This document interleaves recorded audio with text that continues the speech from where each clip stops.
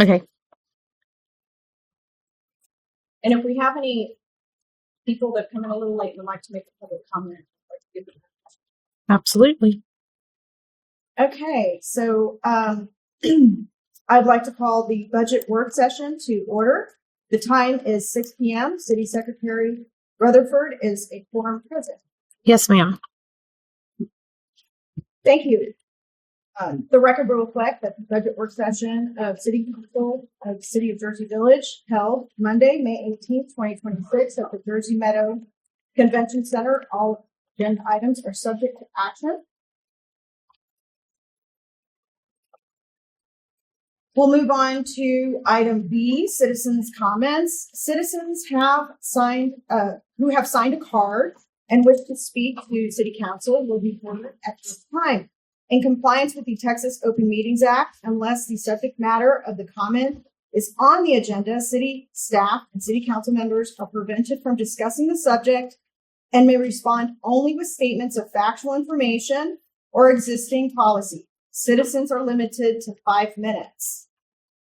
City Secretary Rutherford, do we have any citizens signed up to speak? We have one comment card at this time. Here.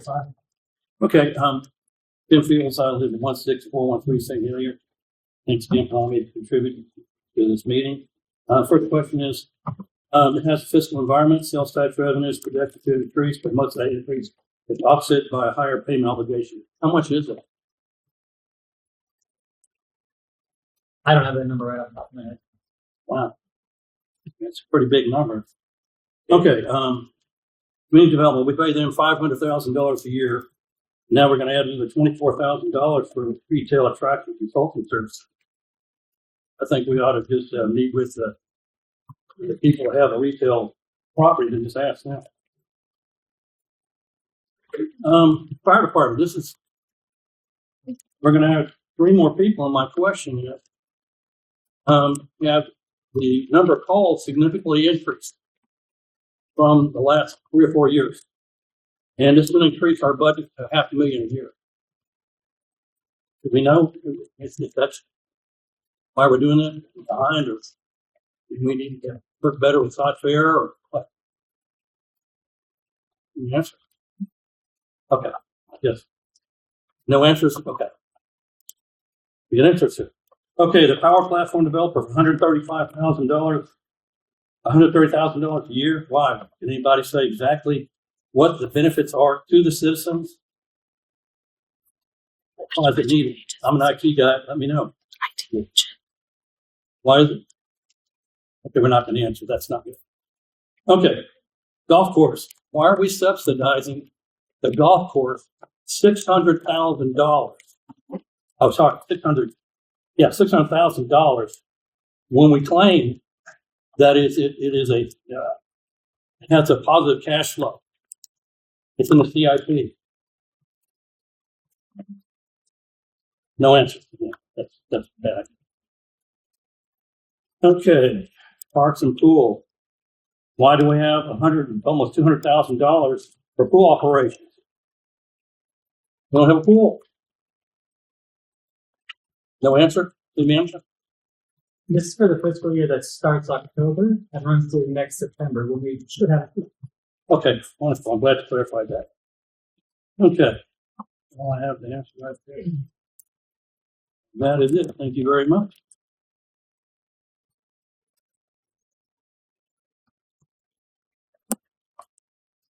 Oh, that's good. You gonna talk to him? No.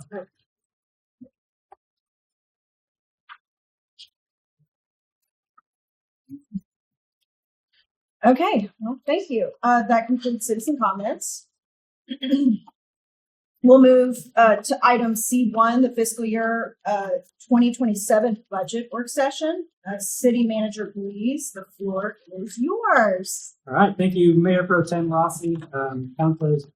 Welcome. Tonight, we're going to go over just a high level of what we're looking at for the upcoming fiscal year. We're not going to get into all the things that are discussed in the memo, as noted there. All of the things in that memo still need to be subject to review, making sure that they're going to be a good use of the city funds, make sure that we are in alignment with where we need to go. So everything in that budget will not make it into the July budget, but that was a thing that last year was mentioned that, what have we cut? So this is an opportunity for council to see the requests that were made. And then when we get to July and what's no longer there, the council will be able to easily see what was removed from the budget. And so that's something to keep in mind as we're working through the process. So tonight's agenda, we're going to start off with the introduction. We'll look at the financial outlook and our reserve position. We're going to dive into some data on the property tax space. We'll look at our projects that are coming up and the priorities. And then we've got a few things that we need some council direction on as we really dive into the budget over the next 6 weeks. So first off, introductions. Obviously, I'm Austin, Police City Manager, but we have some new counselors, and I want to make sure everybody here knows who everybody is. So we'll start off with Assistant Chief Bailey.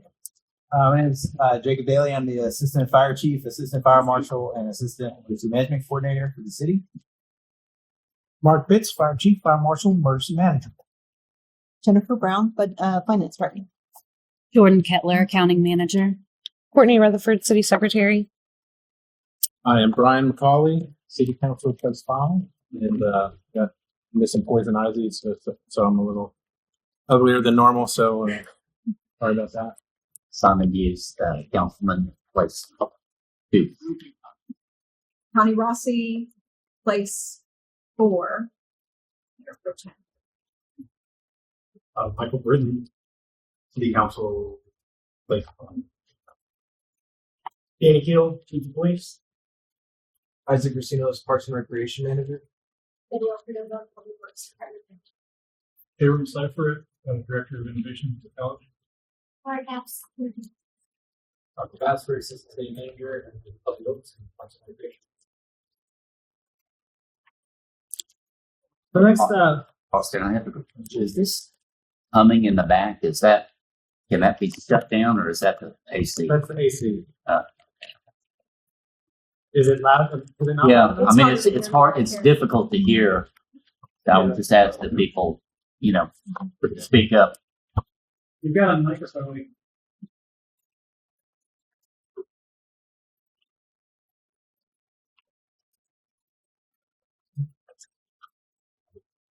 Whoops, you lost your projector.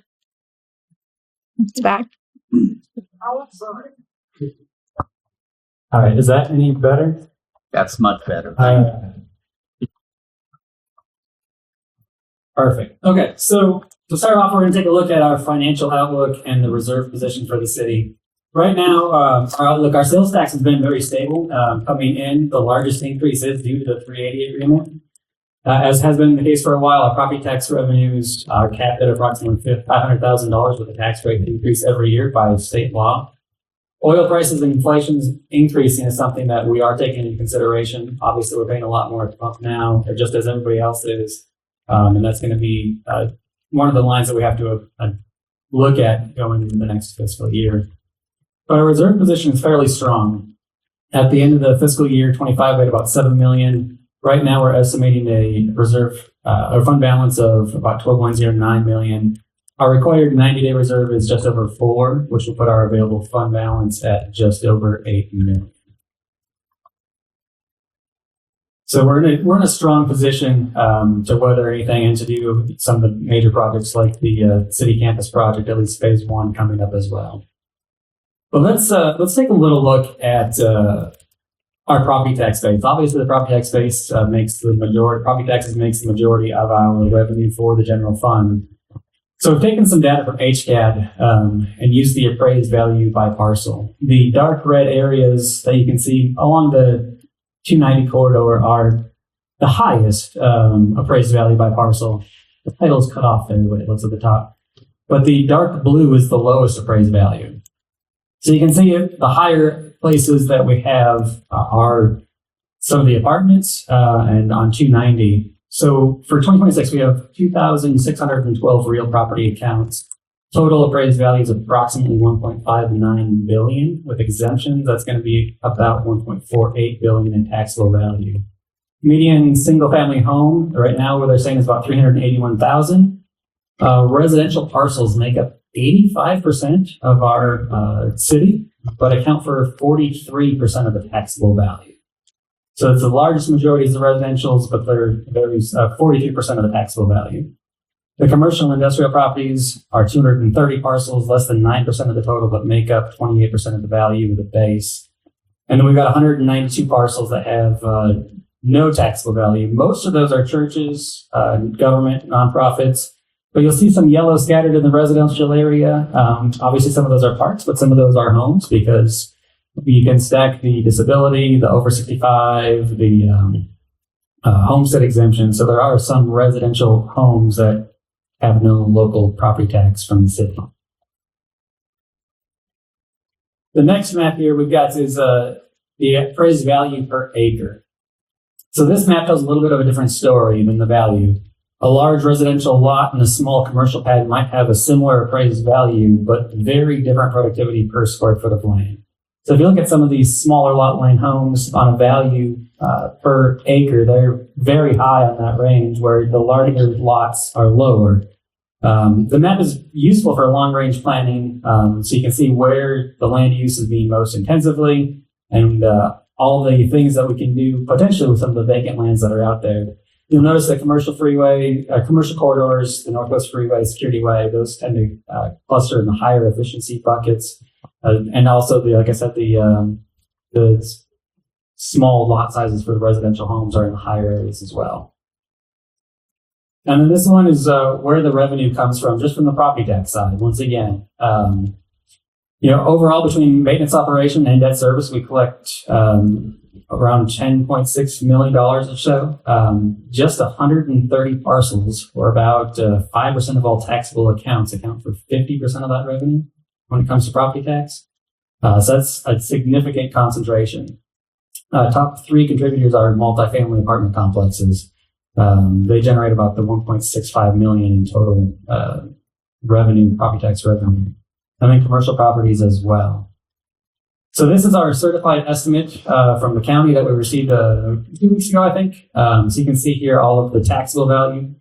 This includes the exemptions, because the exemptions would lower the taxable value. But this is a breakdown of all of the taxable value that we have.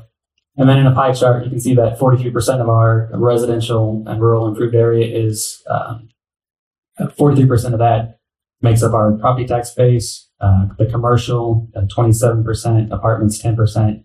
And comparing that with the maps, you can see, graphically where a lot of those places are. When I first saw the map, it was kind of eye-opening for me to see all the property tax values, really, where it comes from. Any questions on any of those? What did you say the gross sale projected property tax would be?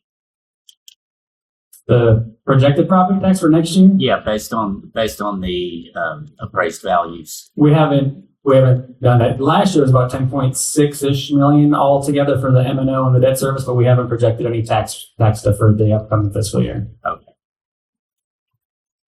So look at some of the fiscal year 27 projects that are coming ahead. These are coming based upon the guidance that council has given us. The city campus, we've got estimates right now for phase one, the estimated construction at 7.9. When you factor in the furniture, fixtures, equipment, and contingency, that's 1.4 for a total cost of 9.3. For phase one, once again, that is the administration buildings, public works, and the lobby.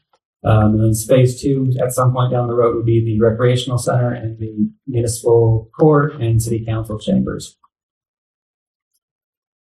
The city pool is another project coming in fiscal year 27. We have now the estimates around the $6 million mark. We'll look to sell bonds in July or August tentatively. And operational costs, as we discussed earlier, are also going to be added into the fiscal year 27 budget to support that as well. And then as for utility projects, we've got a lot of projects, a little over 18 million for water, wastewater, sewer pipes. We have design work already underway.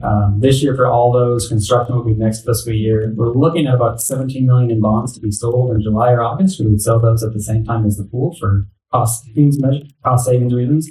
We're able to buy that down because of $1 million in grant funding we secured to offset the costs there. So that's a high-level look at the projects that we've got for fiscal year 27. Any questions on any of those? So tonight we've got only three main areas where we're looking for some council direction and council feedback on. These are kind of the biggest things that are up in the air from a staff perspective as to what we need council direction on. All the other things that are in the memo are things that we're going to look at and evaluate on the staff level. And if we need council direction, we'll bring those in July. But these are the ones for tonight.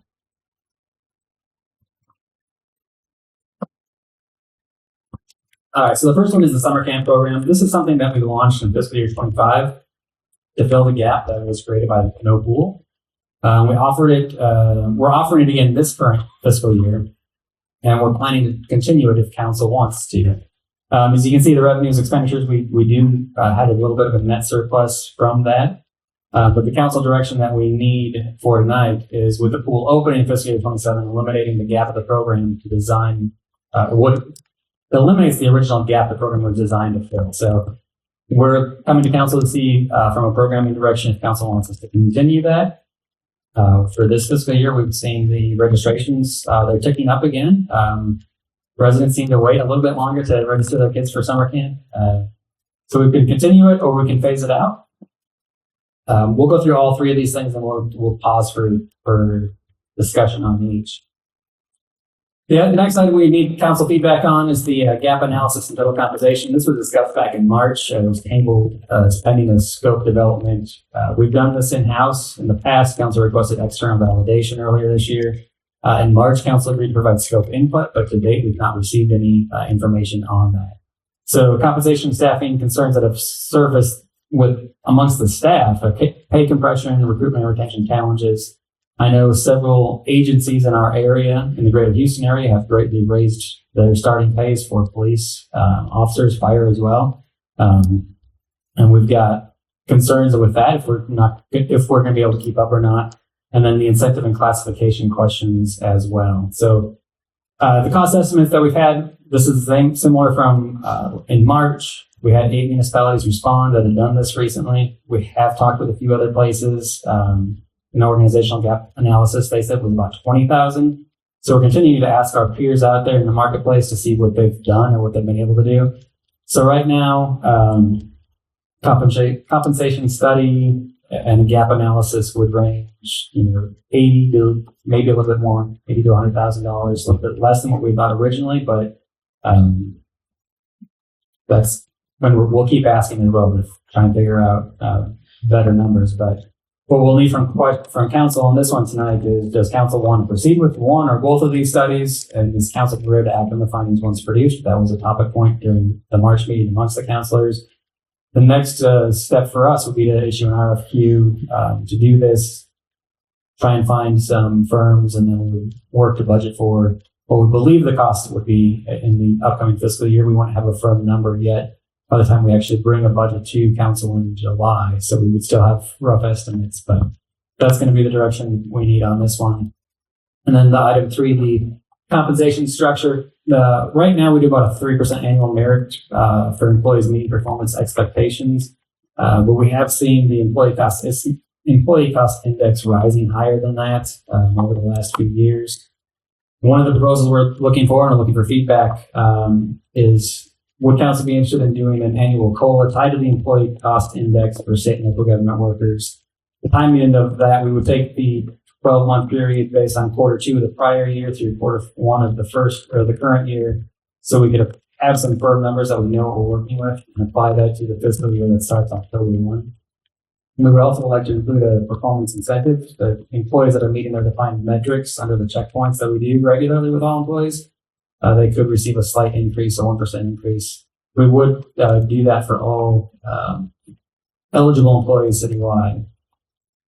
And then why we're kind of bringing that, adjustments will reflect the actual market conditions. When we see other agencies or other cities raising salaries more quickly, when we do try to do that catch up on a wage and compensation piece, this would allow us to kind of capture that a little bit more incrementally rather than making big adjustments every other year or every few years, depending on how often council wants to do that. It's purely data driven. It's from the U.S. Bureau, the Employee Cost Index. It would help us to stay competitive in some of those rounds. So the council direction we would need on that one, would be if council wants to, would be willing to entertain that, or if they would rather see us stick with the 3% merit pool that would be today. So those are the big three topics that we've got out here for tonight. So I think we'll back up to item 1, the summer camp and the pool, and I guess I'll ask the council what direction would you like us to go? Would you like us to continue this program, this offering that we started when the pool is no longer there, or since we're having a pool, would council not like that anymore? What's been the participation in the summer camp year over year? We only had the 1 year, right? Okay. Year and registered to date. So currently, we're about 17 per week right now. 50%, 50 for this, about 30. We target 30. Last year we filled up to 6 weeks for full, correct? And then the rest were 8. Yeah. So last year I didn't hear any of that.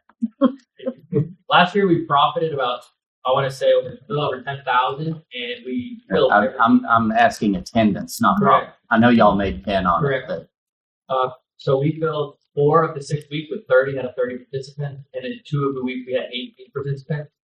This year, of the 6 weeks, we're sitting at 18 participants for 4 weeks, and then the last 2 weeks are dragged behind the 10 registration. We noticed a lot of our residents sign up after this weekend. We'll get a lot of our sign up here. We target 30. That's our pricing model. If we were to see increased popularity, we can, then jump to the next.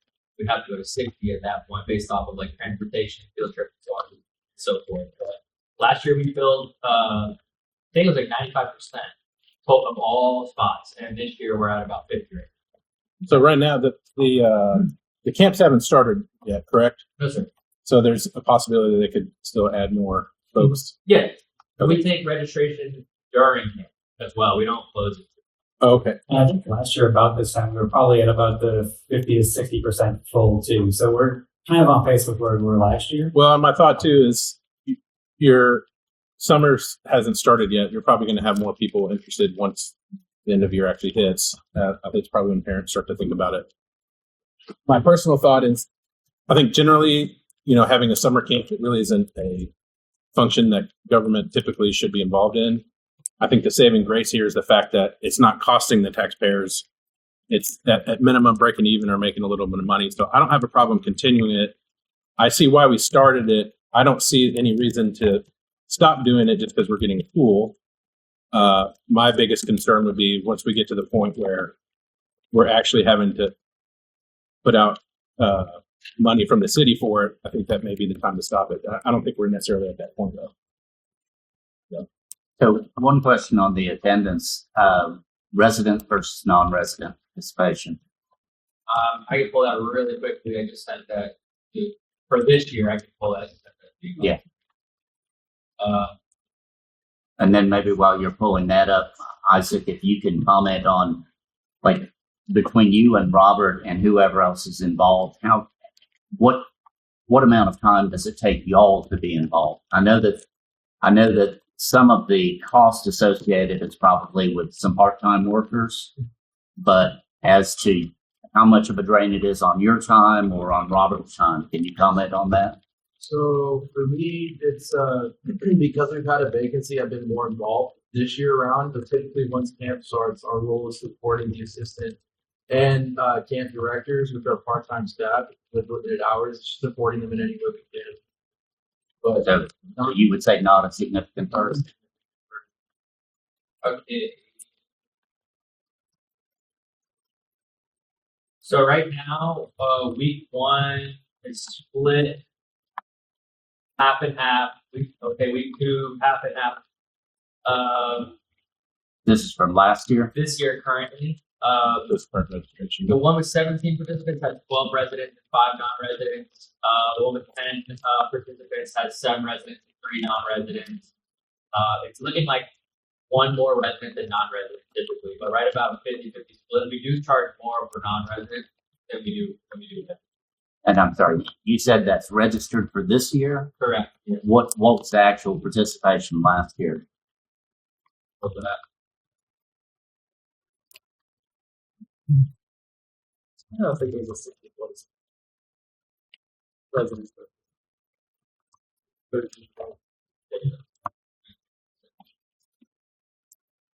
And I certainly don't need an exact number, just kind of ballpark if it was 50-50 or I would say 60-40.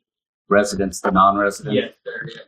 We had a couple of non-residents sign up for all 6 weeks, which definitely inflated your numbers there, but it was pretty even for the most part. So then, in at least my thought on continuing it is, if by next year we have a pool in place, and obviously that's going to take some of y'all's time being involved in, dealing with the pool or overseeing pool activities. Austin, is it the best use of resources to have the pool and to have the summer camp, since the summer camp was designed to basically replace the pool when we didn't have it? Or do you think it would be better to focus the Parks and Rec Department efforts on pool activities alone?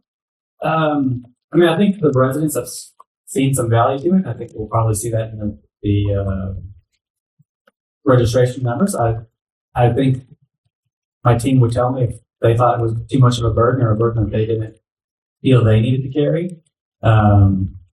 They would tell me if they thought that was the case. They haven't said that, so I'm trusting that they think this is still a worthwhile program. Well, it's also still like a new program, so it could be, as far as registration, we had how many participants? You said 30 last year? Yes. Yeah, we have our weeks at 30 weeks on our staff. Okay, so it maxed out last year. A couple weeks, yes. Of the 6, I think 4 maxed out, and then Right. 2. One of them was July 4th week, so that we saw some hits there. People didn't sign up. It was a stay camp that week, and field trips. But we heard a couple of residents mention like they kind of wanted to feel it out and see what the camp was about before deciding to register this year. So I'm curious to see how that goes. I do anticipate signups. Usually after Memorial Day weekend is when everyone's like, all right, we're shifting to summer, and that's typically when we'll see a spike there. Well, I actually spoke to some of those families when the ones that we participated last year. They did like it. I think it does add community value. But I also worry that it would compete with the pool. I'd like to, realistically, are you guys able to restructure it where it does complement the pool? Yeah, we would do field trips there too, for sure. It's a built-in field trip, which is nice. So I think just the story time numbers right there, column B, are for week 1, column B. Yeah, that's week 1 of this one. Yeah, so week 1 looks like we had 5 non-residents sign up for all 6 weeks. We had 4 residents sign up for all 6 weeks. And then week 1 for just the singular weeks, it was 8 non-residents, 4 residents, so 4 non-residents that week. Week 2 was 9 residents to 8 non-residents. Week 3 was split 50-50. Week 4 was 10 residents to 8 non-residents. Week 5 was 6-4, and week 6 was 10 residents to 3 non-residents. So I think we're right on that 60-40. Here that 60-40, except some weeks we lost. And then non-residents paid $300 per week, and residents paid $250. Have you guys had any struggles getting personnel, part-time or otherwise, to work at the campus? To this point, no, sir. Hadn't any problem staffing? Sounds like it still it generates revenue. Okay, non-residents are funds. Yeah. It sounds like it's not costing the city money if it's a program that, most importantly, that residents want, and it's not going to overburden staff. It's not a drain financially, and it's not taken away from the pool, which hopefully will be ready. I mean, I'm okay with keeping it, unless you feel like it overburdens staff. Not like it doesn't. So I agree. If you guys were saying there's enough staff capacity. It's generating some revenue. I do think that it adds community value. It's going to complement the new pool. So I'm personally comfortable with summer program. I have spoken to some of the families who have participated and they loved it. So I'm comfortable with it. I agree. All right, I think we have the direction. We're just coming to a consensus. So the next item was the total compensation and gap analysis. So the council direction we need is, does the council want to proceed with one or both of those studies? And would council, are you prepared to act on findings once we got those studies down? Okay. Well, one of the things that, after we had the discussion in the spring on this, one of the things that struck me is There is a little bit still left. for first responders, to me, it's a slightly different analysis because of the job that they're doing in terms of higher risk, if you will. And I would be very comfortable deferring to Chief Peel and Chief Bitts. I think that they have to react because we're so large, so close to a large city. And there's a lot of, we've seen it with the city of Houston and the Harris County. There's a lot of sort of jostling where firemen or officers go from agency to agency because of a better opportunity. So I'm not sure that the compensation analysis, I mean, it may at a snapshot tell us what's going on, but as time goes forward, I think who knows what will happen in terms of how salaries will be. My recommendation or my position right now on that is I would ask that the chief of each respective agency allocate in their budget both what they think the compensation is needed to retain the officers of the quality and provide the level of service that we have. And I would be inclined to forgo that analysis with respect to the police and fire. I mean, I'll add too that I'm not really a big fan of consultants and stuff. Not always, but generally I feel like a lot of that stuff is a waste of money. I can tell you, just being in the business world, and this is probably true as well, most of the frontline managers are going to have a very good grasp on their ability to retain folks. Those are probably the best folks in terms of, this happens, in my job too, right? I work with a multi-billion-dollar company, and HR wants to tell us this and that, and hey, look, I'm telling you, this is how things are on the ground. This is right. So I think that's the idea. We're going to have a consultant come in and tell us something that our frontline managers don't already know. I don't see the benefit there.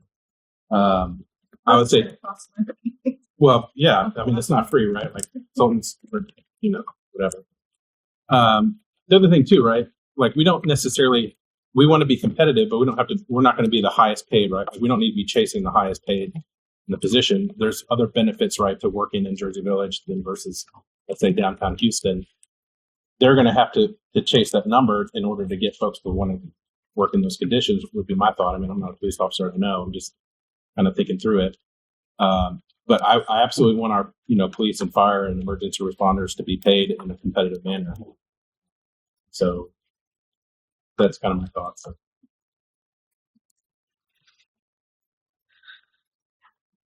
I personally don't see the need to the additional resources, time, and money on either one of those. On either compensation analysis or gap analysis, solely for police fire or at all? I don't see things that they regarding police fire, but each police and fire chief, they have their evaluations on what they're anticipating. And Austin has already put an analysis together in comparison between the ECI and the COLA versus what we're doing right now.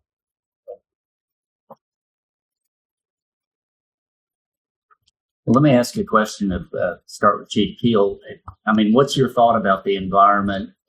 Because you're closest to understanding within the police department. I would ask Chief Fitz the same for the fire department. What's your perception about being able to understand the market and what it takes to attract and retain quality officers in order for you to staff your department appropriately? So I think that's going to be a question that we can answer broadly for both departments. We've done a pretty good job working with our fellow cities around the area to understand what they're doing for pay, for benefits, for everything. Laura did a compensation analysis last year, which we presented to council as well. I think from a number standpoint, we do a good job of understanding where we need to be, where we're falling short. Just hearing anecdotally, we haven't studied it yet this year. That's what this topic was about, as council had expressed concern about staff doing it internally, wanting to have some external validation. But we do know that agencies around us are increasing, especially police agencies. I mean, you've seen that with the city of Houston, with the sheriff's office, the constables. Everybody's a little bit higher, I hope a lot of it higher. And we have lost some good officers because of that. Our turnover in the fire department has been lower. I think our only real turnover is because somebody's moved out of state, which that's going to happen due to life circumstances. But we do a great job here as well of trying to keep good equipment, good facilities for our police and our fire. So I think we do a good job there. That there's benefits to that. I know one of the things with take-home vehicles we're looking at internally for police officers as well, but we're looking at all those things. We do know what we need to do. It's just a matter of if council for this topic, if council wants us to do a study externally, or we can do it internally again. But I think we need to look at everybody, not just police and fire. I think council needs to see all of the information, and council can decide what to do with that information, whatever you want. But I think if we're going to go out and grab information, I think it'd be good to do that for all employees.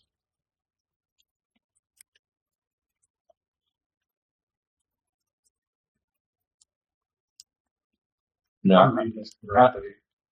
Human resources already asking for a software program to be able to make evaluations and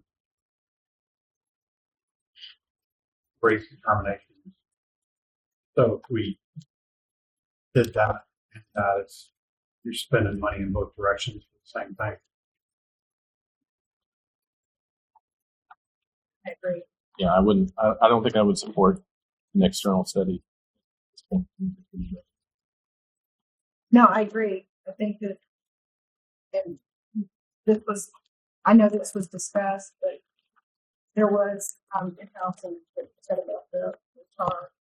I just think also we have to be cautious if we were to go out and do all this, and then it comes back and the staffing recommendations come out a lot different than what we thought or what some of us think. So I just don't want to spend any more money that we have to if we already have people in-house that know it. Yeah. I mean, to me, the proof is in the pudding, right? Are we actually retaining our people? And if we are, that seems to indicate that we're good. So it's not wrong.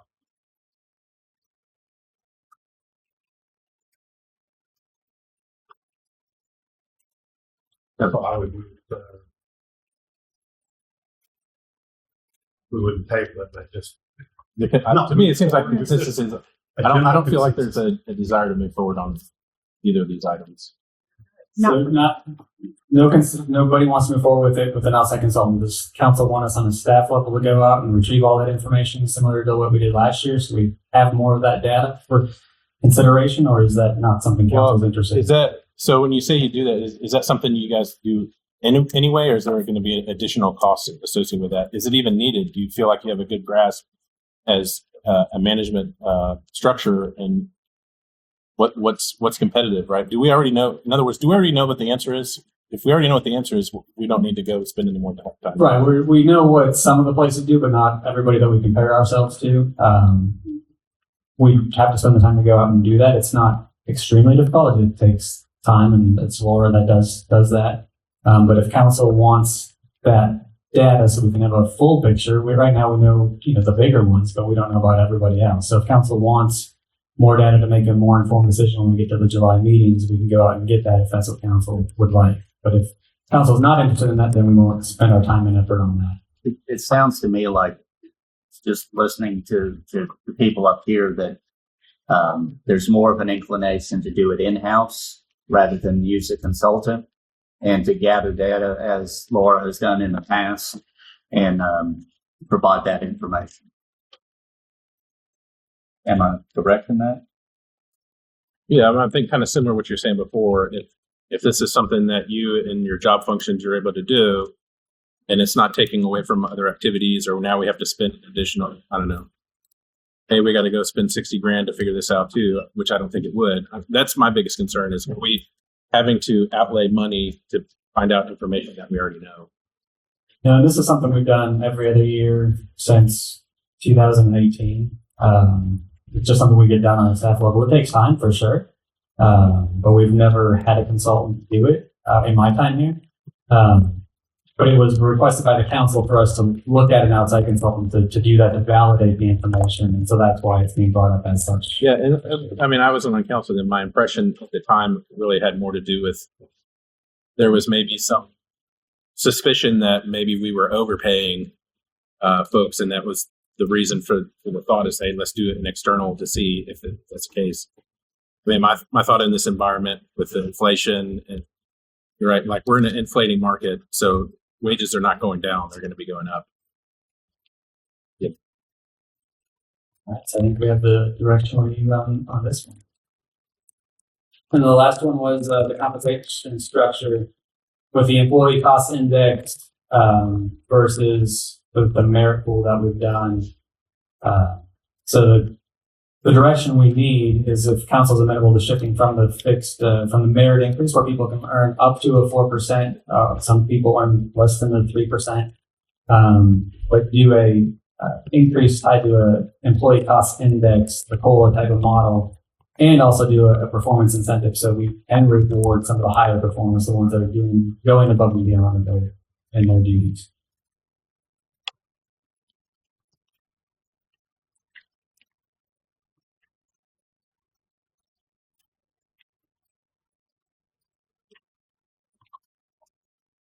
From my perspective, I would prefer rather not to go to a COLA model and simply stay with the budget, and then if department heads or the city manager comes back or the police chief or the fire chief and they say, look, even under a budget with an average X% raise over the last 2 years or the last year and a half or 3, whatever it is, we're not keeping up because of inflation.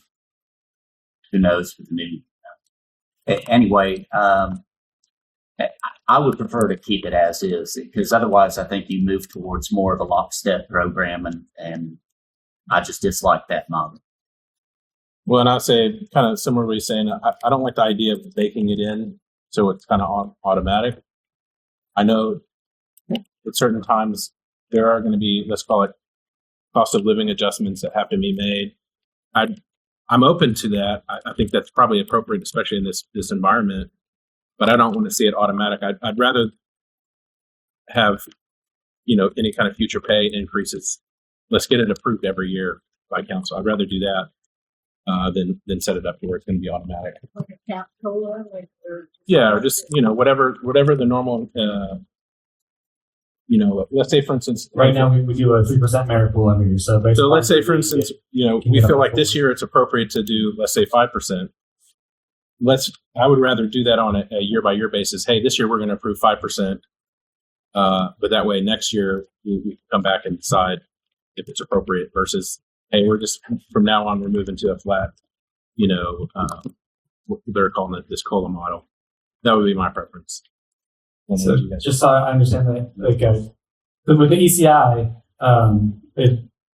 you can see it's a trackable metric from the Bureau of Labor and Statistics. It goes up and down every quarter.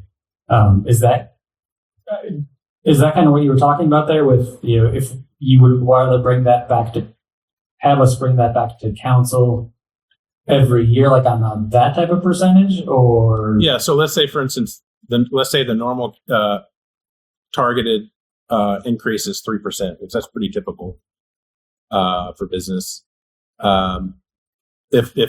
If you guys feel like, hey, because of inflation and cost of living or whatever, this coming year we really would like to see that at 4% or 5% or whatever the number is, then I think what I'd like to see is you guys come to council and we approve it every year versus, hey, from this moving forward, we're just going to go with this. And I'll give you an example, like for where I work, last year, because of the inflation, normally our target for our employees is, 3% increase, but they bumped it to 4% because, right. But that's something they make a decision on a year by year basis. so Does that make sense?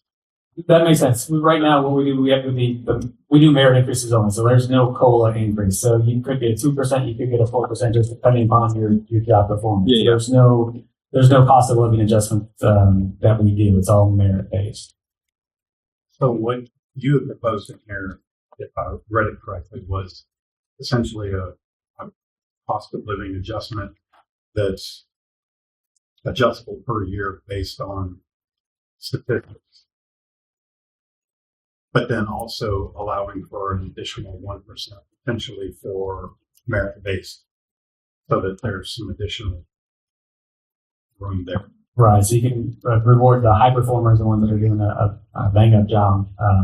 But having that number that we can look at and point to that's defensible, it's from the BLS, and you can point to it each and every year and say, this is what that number is.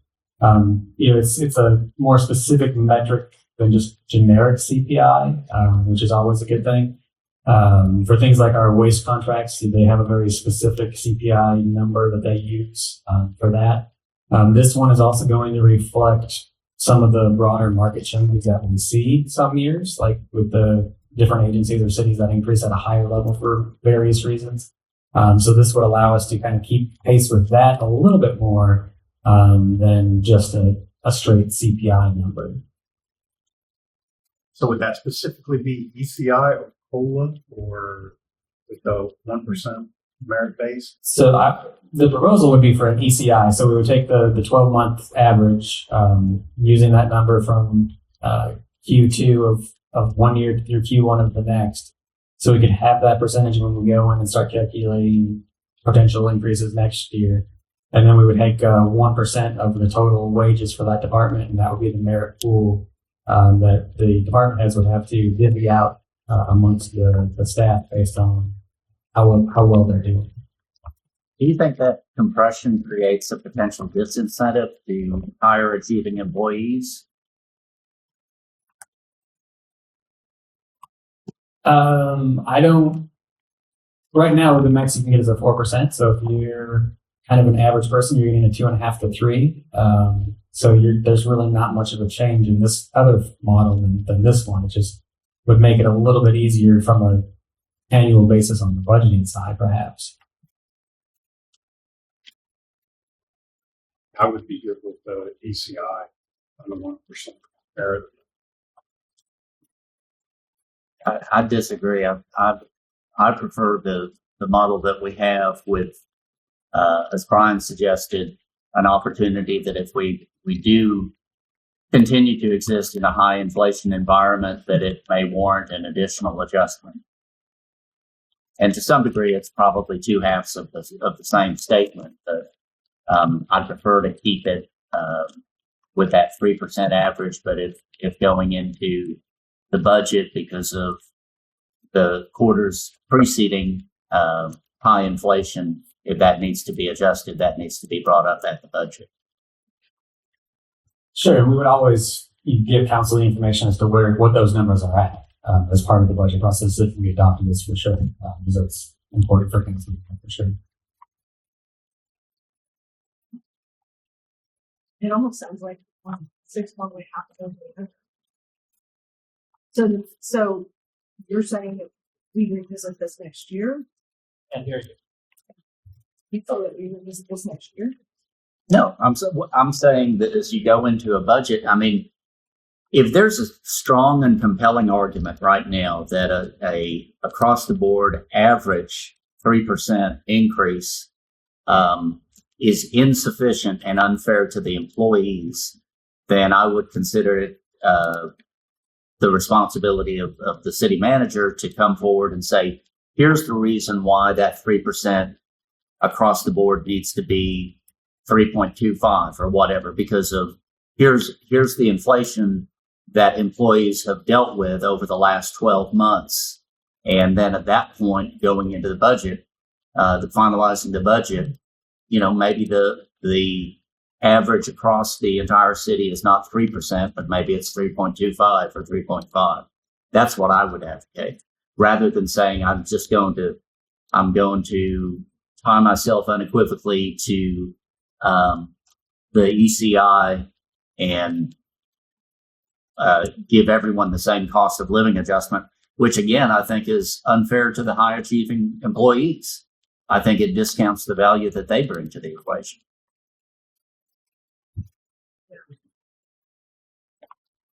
I think kind of big picture, my concern is that if you kind of bake the number in, you're going to have the employees that are expecting a certain adjustment or what have you. And then if we come back later and try to take it away, you can't, right? Like it doesn't work out. It's almost politically untenable at that point. You're not going to reduce somebody's increase there. My concern too is the future, right? Like we may be in a situation where, and the example I've been given is, okay, let's say for instance, the property values crash, right? Because I think we're going to have it at some point, the housing prices. So we end up pulling in significantly less revenue from property taxes. I don't want to have the increases automatically baked in if we need to make tough decisions at that point. Right, and I don't think that these would be automatically baked in. I think the council would set that every month. I mean, or not every month, every year. Council, we talk about this every year. I think from the staff perspective, my perspective, it gives us a little bit more flexibility. And maybe it's not going with the straight ECI, but maybe it's taking half of that and going for the 2% merit pool. So those that are getting, the reviews are based on a 2% potential merit rather than the 1%. Versus right now, it's averages to 3, but there's some that get 2 and some that get 4 because they're doing a great job. It's trying to keep up with the market around us. When the ECI is above 3 consistently and the average merit increase that we get is 3%, then you're falling behind even when you're doing a pretty good job when it comes to your annual review. And so that was kind of the thought process behind where this proposal came from. No, I mean, it makes sense. I think the problem though is like just generally every industry is dealing with that, right? I can speak for myself. I mean, I'm not going to say the word. I busted my you-know-what this year. I got a 5% merit increase. But with inflation, I'm also, I'm kind of going backwards too. That's just the nature of business. And I hate the fact that it's like that. You want to blame somebody, you can blame the Federal Reserve because they're the ones that are printing all the money. That's where the inflation is coming from. But I'd almost so let's give an example. Let's say we have the 3% target merit increase and, the department heads are going to decide, okay, this guy's going to get, 1.5, this person is going to get up to 4, whatever. You make those decisions. And then if there's an additional cost of living adjustment that's needed kind of across the board, let's make up a number. Let's say, we think it merits an additional 2% for all the employees. Then city council can approve that and then approve the additional, let's say 2% inflation adjusted, compensation. That's kind of what my thought is.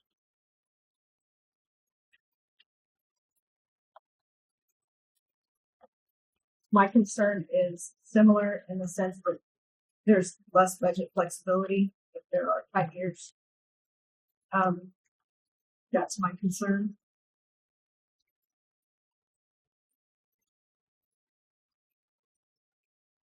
So it sounds like the consensus is not to go to the straight ECI COLA, but rather keep it as is, but at the same time have management come back with, reminding us at every juncture what the ECI is, so that if a budget adjustment is necessary, the city's being competitive and finding administration and workers and officers. And I'm comfortable with that.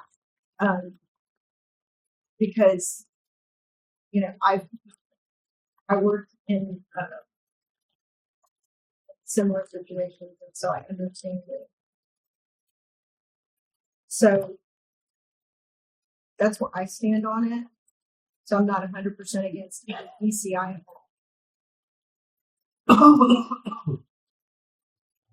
Get the direction from that. So this year, obviously, from a budget standpoint, it's a fair amount easier. We don't have the legislature in session currently with a lot of unknowns on the horizon. Next year is going to be a lot more interesting from that. I think we will likely see a return to the discussion of expenditure caps on cities, potentially reduction in property rate, property tax increases, and those types of things. So it's a little bit of a breather not having the legislature in session right now, but we'll be keeping an eye on all those things as we get into the fall as well. But those are the big things that we need council thoughts and inputs on for this evening, so we can continue drafting the budget. We'll have the full budget out to the council in July as well. We'll have some things in there for council to discuss and provide feedback on at that point as well. But if there's any other council questions or thoughts as we prep into the fiscal year 27 budget, happy to answer some questions.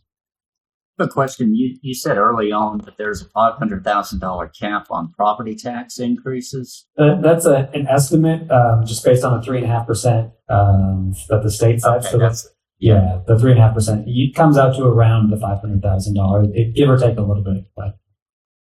And with respect to the budget, and I'm not sure when this is considered. I know that in the actual budget meeting it would be discussed, but with respect to the level of the homestead exemption, the over 65 exemption, is staff looking at that? When would that be taken up?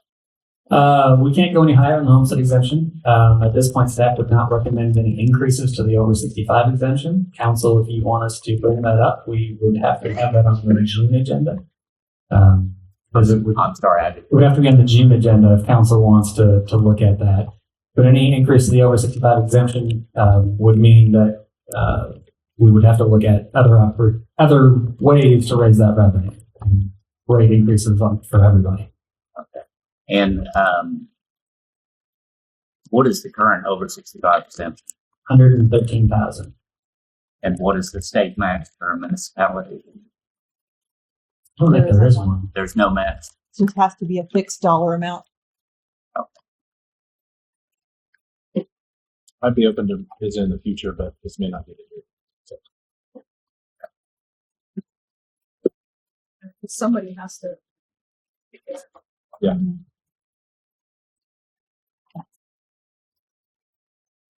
And Austin, is it premature to talk about, because right now we're barreling down the road with the construction plans on the administration building and public works building and the lobby. But at some point, we're going to have to talk about, at the time you go out for an RFP, going to have to talk about funding. And I know that there's a certain amount of cash here, but council never made a definitive decision with respect to borrowing, going out for debt, or trying to cash flow it itself. Is the budget for this next fiscal year, how is it taking into consideration those expenses, or does it consider any of those expenses would be incurred? So for fiscal 27, the budget that will be proposed will include phase 1. Okay. So that will be paid for using cash pay as you go. Phase 2 is up for future discussion in future years. Okay, so phase 1 under the budget that the city's proposing would be paid solely out of cash that exists? Correct. And would it be council's option to consider whether Because, I mean, just because of where we've come with the COs, the petitions, which voted down the COs, the bond election, which failed for the city campus, and then the decision, well, we've got to replace the administration building and we've got to replace public works. Is it still council's option to say, no, we need to take it back to the voters and get some voter buy-in by reason of a bond issuance? Is there anything that would prohibit us from doing that? Council can put a bond issuance on any ballot they choose. We're going to be looking at roughly, 1.4 million of next year's general fund allocation going towards the phase one. The rest, like I said, on one of the slides earlier, we've got a little over $8 million on hand for one-time projects. If council doesn't want to use cash on hand, if they don't want to do pay-go for that phase one, that's council's choice that they can make. If you want to put it on the ballot, if you want to put a ballot initiative on there for 1.4 million, you certainly can. I don't think that's cost effective to try and issue a bond for 1.4 million. But to put a bond question on, it would essentially, you would want a bond for a dollar amount that would make sense from a fiscal standpoint to bond for, and then just not use your cash. So you'd be taking on debt rather than using your cash.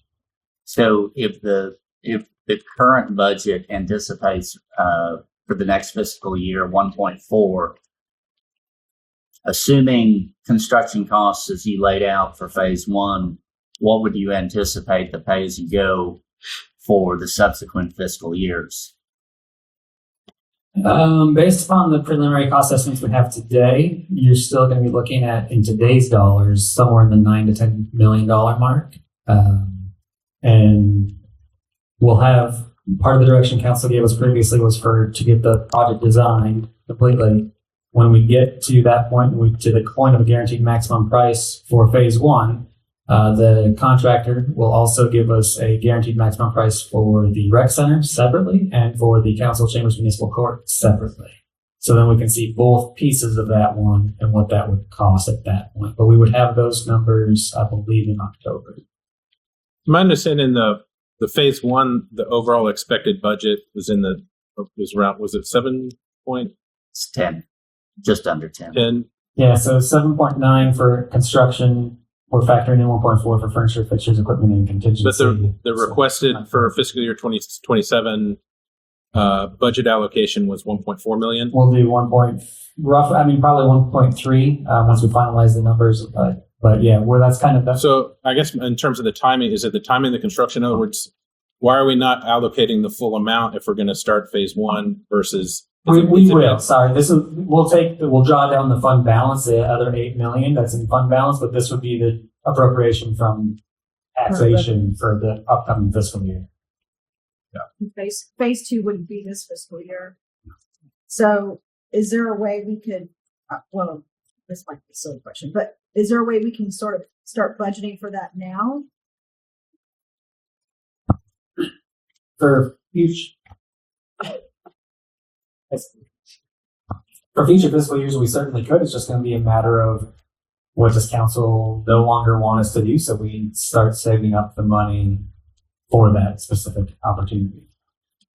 Austin, I'm not sure I understood you. You said that the budget had a component of 1.4, but you would be drawing down the existing cash reserves to pay the balance of the 9.326. Is that right? Correct. Yeah. So we'd use the fund balance for about 8, and allocation would be about 1.3 ish. Okay. So basically, it's using, and that kind of moves into my next question. And again, if this is asking too much too early because you're still going through the process, then please feel free to stop me. But what you're saying is essentially taking the majority of the cash that the city has now and putting it into the phase one construction, including the 1.4. And how does that sit with the fact right now do we have any funds earmarked for any road and bridge beyond the projects that have just started? Are there any additional road and bridge improvements that are on the books? We aren't looking at any future road and bridge projects until 2031 at the earliest. So no, that money it's unassigned fund balance. So council can use it for whatever they wish. Okay. Is there this kind of thing, and this may not be an option because, right, once you start construction, there's a certain time period. Is there ability to stretch it over more than one fiscal year? You have to allocate your resources under state law. You have to allocate the money for that. And if we start construction, if we get the guaranteed maximum price in October, we look at starting construction in December. They're saying it's going to be about an 8 to 9 month process. So we should be able to finish it all pretty comfortably in the fiscal year.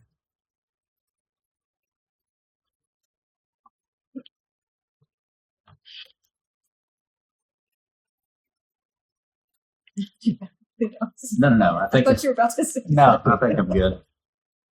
I'm good for now.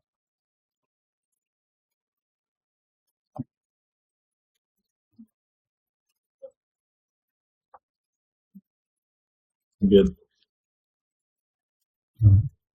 Thank you for your time, everybody.